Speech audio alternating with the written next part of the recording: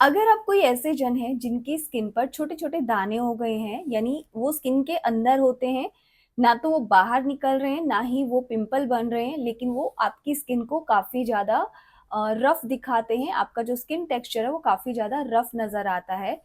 तो अगर आप ऐसी स्किन से परेशान हैं, तो आज की इस वीडियो में मैं आपको उसी चीज़ का सॉल्यूशन देने वाली हूँ, जिससे आपकी वो बम्पी स्किन एकदम स्मूथ स्किन हो जाएगी और उसके बाद आपका जो स्किन है वो इवन नज़र आएगा। तो इस पूरी वीडियो को एंड तक ज़रूर देखना। कुछ लोग इसे एक्ने कहते हैं, कुछ लोग इसे पिंपल्स कहते हैं, कुछ लोग इसे ब्लैकेट व्हाइटेड्स कहते हैं और कुछ लोग इसे कॉमेडोन्स कहते हैं। बट रियल में ये होता क्या है? सो गाइस हर जगह बहुत लोग कॉमिडोन्स कॉमिडोन्स करते हैं, बट काफ़ी ऐसे लोग हैं जिन्हें कॉमिडोन्स का मीनिंग ही नहीं पता है। सबसे पहले तो हम जान लेते हैं कि कॉमिडोन्स होता क्या है। तो गाइस मैं आपको बता दूं कि जो छोटे-छोटे पिंपल्स होते हैं ना, उन्हीं का दूसरा नाम कॉमिडोन्स होता है। कुछ लोग इसे पिंपल्स बोल देते हैं, कुछ लोग इसे एक्ने बोल देते हैं और कुछ लोग इसे कॉमिडोन्स बोल देते हैं। कॉमिडोन्स 2 टाइप का होता है। एक होता है क्लोज कॉमिडोन, एक होता है ओपन कॉमिडोन्स। जो क्लोज कॉमिडोन होता है, जो इस तरह की बम्पी स्किन जो आपको स्क्रीन पर दिख रही है, वो इस तरह से दिखता है, वो स्किन के अंदर रहता है, इसे हम व्हाइटेड्स भी बोलते हैं। इसके साथ ही जो दूसरा जो इसका है वो होता है ओपन कॉमिडोन्स। ये होते हैं ब्लैकहेड्स, क्योंकि ये हमारी स्किन के ऊपर आते हैं, तो जब ये ऑक्सीजन के इसका जो सीबम होता है वो ऑक्सीजन के टच में आता है, तो वो ऑक्सीडाइज हो जाता है, जिसकी वजह से उसका जो सरफेस है वो ब्लैक ब्लैक दिखता है एंड उसे हम ब्लैकहेड्स बोल देते हैं। तो आई थिंक अभी सबको समझ में आ गया होगा कि कॉमिडोन्स होता क्या है। अब आता है हमारा मेन पॉइंट कि इसके होने के रीजन क्या है। तो गाइज रीजन इसका सबसे जो बड़ा मेन रीजन है वो ये कि आप अपनी स्किन को अच्छे से क्लीन ही नहीं करते हो। जब आपकी स्किन अच्छे से क्लीन नहीं हो रही है तो आपके पोर्स क्लोग होते हैं, जिसकी वजह से आपकी जो स्किन है वो उसके जो पोर्स हैं वो क्लोग हो जाते हैं और वहां पे सीबम इकट्ठा होना शुरू हो जाता है और ये बम्प्स बन के दिखना शुरू हो जाते हैं। तो ये एक बहुत बड़ा रीजन जो मुझे समझ में आता है। उसके साथ ही अगर आपको हार्मोनल प्रॉब्लम है तो भी आपको ये वाली प्रॉब्लम हो सकती है।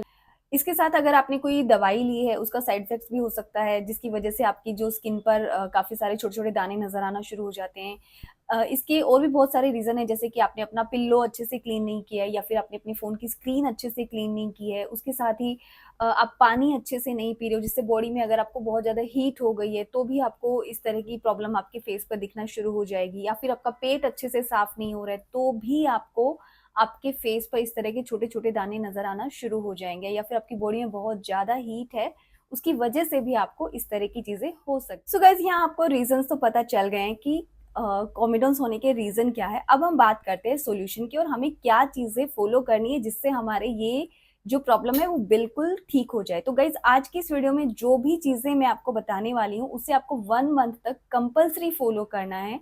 एंड आप देखेंगे कि धीरे-धीरे आपकी जो स्किन है काफ़ी ज़्यादा ठीक हो गई है और जो दाने थे, वो थोड़े-थोड़े करके छोटे होंगे और उसके बाद बिल्कुल गायब हो जाएँगे। लेकिन ये वाले जो कॉमिडोन्स होते हैं गाइज़, जो ये क्लोज़ कॉमिडोन्स होते हैं, ये बहुत जल्दी से नहीं जाते, ये ठीक होने में कम से कम 2 से 3 महीने ज़रूर लेते हैं। आपको पेशेंस रखना होगा, उसके साथ-साथ इस पूरे स्किन केयर को रेगुलरली फ़ॉलो करना होगा एंड उसके बाद आप देखेंगे कि आपका जो प्रॉब्लम है ये कॉमिडोन्स वाला, ये बिल्कुल ठीक हो गया है। अभी मैं आपको बताती हूँ कि करना क्या है। तो सबसे पहले मैं आपसे मॉर्निंग स्किन केयर शेयर कर रही हूँ कि मॉर्निंग में आपको क्या करना है। तो सबसे पहला जो काम है वो आपको करना है क्लींजिंग। तो यहाँ पर मैं आपको दिखा रही हूँ सेटाफिल का जेंटल क्लींजर। ये उन लोगों के लिए अच्छा है जिनको स्किन पे छोटे-छोटे पिंपल्स तो हैं, छोटे-छोटे एक्ने हैं, लेकिन उन साथ में उनकी स्किन उनको ड्राई भी लगती है, तो वो लोग इस जेंटल स्किन क्लींजर को यूज़ कर सकते हैं। लेकिन जिनको लगता है कि उनकी स्किन बहुत ही ज़्यादा ऑयली है, तो वो सेटाफिल का जो ऑयल कंट्रोल वाला क्लींजर है वो यूज़ करेंगे। फेस वॉश करने के बाद आपको यूज़ करना है नाइसिनामाइड सीरम। ये आप किसी भी ब्रांड का ले सकते हो, लेकिन मेरे हिसाब से जो मुझे बेस्ट लगे हैं वो है ऑर्डिनरी का नाइसिनामाइड सीरम और उसके साथ ही आप प्लम का जो राइस वाटर वाला सीरम है वो भी यूज़ कर सकते हैं। दोनों ही सीरम काफ़ी ज़्यादा अच्छे हैं। नाइसिनामाइड सीरम क्या काम करेगा, जो आपके स्किन पर एक्ने के जो निशान हो जाते हैं ये उनको लाइट करने में आपकी हेल्प करेगा और आपके ओपन पोर्स को श्रिंक करने में भी आपकी काफ़ी ज़्यादा हेल्प करेगा। सीरम यूज़ करने के बाद जो नेक्स्ट स्टेप है गाइस, वो है न्यूट्रोजिना का हाइड्रो बूस्ट मॉइस्चराइज़र। इसमें हाइलोरोनिक एसिड भी होता है और ये एक जेल बेस्ड मॉइस्चराइज़र है। ये आपकी स्किन को बिल्कुल भी ऑयली नहीं रखेगा। जैसे ही आप इसे अप्लाई करेंगे अपनी स्किन पर, ये आपकी स्किन में तुरंत अब्जॉर्ब हो जाएगा। एंड ये थोड़ा सा कॉस्टली साइड जाता है गाइस, तो अगर आपको इसका सस्ता वर्जन चाहिए तो आप प्लम का जो ऑयल कंट्रोल मॉइस्चराइजर है वो भी आप यूज कर सकते हैं। उसका लिंक मैं आपको डिस्क्रिप्शन में दे दूंगी, तो आप वहां जाकर क्लिक करके उसे खरीद सकते हैं। सो इस तरह से ये दो ऑप्शन है। इसके अलावा भी बहुत सारे मार्केट में ऑयल कंट्रोल मॉइस्चराइजर आते हैं, जो भी आपकी बजट में हो आप वो यूज कर सकते हैं। तो इस तरह से आपको अपनी स्किन को मॉइस्चराइज करना है। तो अब है मॉर्निंग स्किन केयर का लास्ट स्टेप। इस स्टेप के लिए मैं आपको दो ऑप्शन दे रही हूँ गाइस। एक है न्यूट्रोजेना का ultra sheer dry touch sunblock and दूसरा है डॉक्टर सेट का ceramide vitamin C oil free sunscreen. ये दोनों ही सनस्क्रीन हमारी स्किन के लिए काफी ज्यादा अच्छे हैं, और जो ये जब भी आप इसे अपनी स्किन पर लगाएंगे तो आपको बिल्कुल भी चिपचिपा फील नहीं होगा, और उसके साथ आपको सन से अच्छा सा प्रोटेक्शन भी देता है क्योंकि SPF 50 है। दोनों ही सनस्क्रीन SPF 50 हैं और ऑयल कंट्रोल सनस्क्रीन है, तो ये दोनों ही सनस्क्रीन आपकी स्किन के लिए बहुत ज़्यादा बेस्ट होंगे। दोनों ही सनस्क्रीन आपकी स्किन पर बहुत ज़्यादा लाइट फील होंगे, और उसके साथ ही आपके पोर्स को भी ये क्लॉग नहीं करेंगे। तो आप इन दोनों सनस्क्रीन को बेझिझक खरीद सकते हैं। इनका लिंक मैं आपको डिस्क्रिप्शन में दे दूंगी, तो आप वहां पर क्लिक करके इसे बाय कर सकते हैं।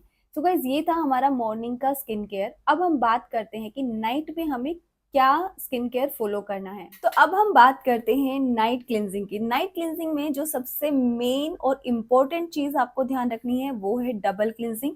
जी हाँ दोस्तों, यहाँ पे आपको 2 बार अपने फेस को क्लीन करना है। पहली बार में जब आप क्लीन करेंगे तो आपने जो भी क्रीम्स, जो भी मॉइस्चराइजर, जो भी सनस्क्रीन अपनी स्किन पर लगाया या फिर जो भी मेकअप आपने किया है उसे हम रिमूव करेंगे।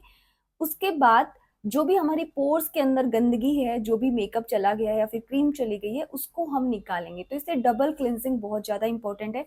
तो पहली बार में जब आप फेस को क्लीन करेंगे, अगर आपने मेकअप लगाया तो पहले आप मेकअप को रिमूव कर लेंगे। किसी भी मेकअप रिमूवर से आप अपने मेकअप को रिमूव करेंगे। उसके बाद अपने हाथ में थोड़ा सा दही या फिर थोड़ा सा दूध लेंगे और उससे अपनी स्किन को अच्छे से मसाज कर करके पूरी स्किन को कम से कम 1 मिनट के लिए दूध या दही से आपको अपनी स्किन की मसाज करनी है। एंड उसके बाद अपने फेस को वॉश कर लेना है। उसके बाद इस तरह से या तो आप सेटाफिल का क्लिंजर या फिर सैलिसिलिक बेस्ड कोई क्लिंजर अगर आपके पास है, या फिर सेरावी का क्लिंजर, जो भी क्लिंजर आपके पास अवेलेबल है उससे आपको अपने फेस को दोबारा से क्लीन करना है। इससे क्या होगा कि आपका फेस डीपली क्लीन हो जाएगा।